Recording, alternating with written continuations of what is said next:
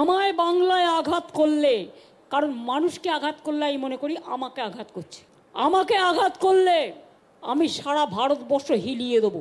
ভারতের রাজনীতিতে এক সরব কণ্ঠ বাংলার দিদি মমতা বন্দ্যোপাধ্যায়। বাংলাদেশ তো বটেই, প্রতিবেশী দেশগুলোর নানা ইস্যুতে ধারালো মন্তব্য করে প্রায় তিনি থাকেন আলোচনার কেন্দ্রে। কিন্তু এবার প্রেক্ষাপট কিছুটা ভিন্ন। এবার ক্ষোভের উৎস পশ্চিমবঙ্গের ভোটার তালিকার বিশেষ নিবিড় সংশোধন এবং হেলিকপ্টারের লাইসেন্স সংক্রান্ত জটিলতা জানিয়ে তিনি সরাসরি বিজেপিকে আক্রমণ করেছেন। বিজেপিকে উদ্দেশ্য করে হুঙ্কার দেন, আমার সাথে খেলতে এসো না। আপনার গ্রহণযোগ্যতা সার্টিফিকেট কি? Eligibility certificate. সম্প্রতি পশ্চিমবঙ্গে এসআইআর পরিচালনা নিয়ে প্রশাসনিক সিদ্ধান্তকে কেন্দ্র করে চড়াও হন মুখ্যমন্ত্রী। তার দাবি, ভোটার তালিকা সংশোধনের নামে অনিয়ম হচ্ছে। সেই প্রসঙ্গে বিজেপিকে সতর্ক করে তিনি বলেন, ভোটার তালিকা থেকে একটিও নাম বাদ গেলে বিজেপির সরকার ভেঙে দেবেন। তার কথা স্পষ্ট, এই ইস্যুতে তিনি কোনো ছাড় দিতে রাজি নন।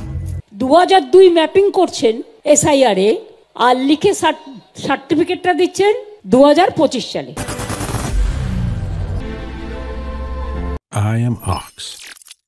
এর পরপরই নতুন সংকট দেখা দেয় বিমান সংস্থার লাইসেন্স জড়িত ত্রুটি নিয়ে। পূর্ব নির্ধারিত পরিকল্পনা অনুযায়ী হেলিকপ্টারে করে বনগাঁ যাওয়ার কথা ছিল মমতার। আগের দিন মহড়া হলেও কোনো সমস্যা জানানো হয়নি, কিন্তু সফরের দিন দুপুরে হঠাৎ জানানো হয় হেলিকপ্টার আর উঠতে পারবে না। এই ঘটনায় ক্ষুব্ধ মুখ্যমন্ত্রী বিজেপিকে উদ্দেশ্য করে জোর গলায় হুঙ্কার দেন, আবার সাথে খেলতে এসো না। তার অভিযোগ, নির্বাচন শুরু হওয়ার আগেই অদৃশ্য শক্তি সংঘাতের পরিবেশ সৃষ্টি করতে চাইছে।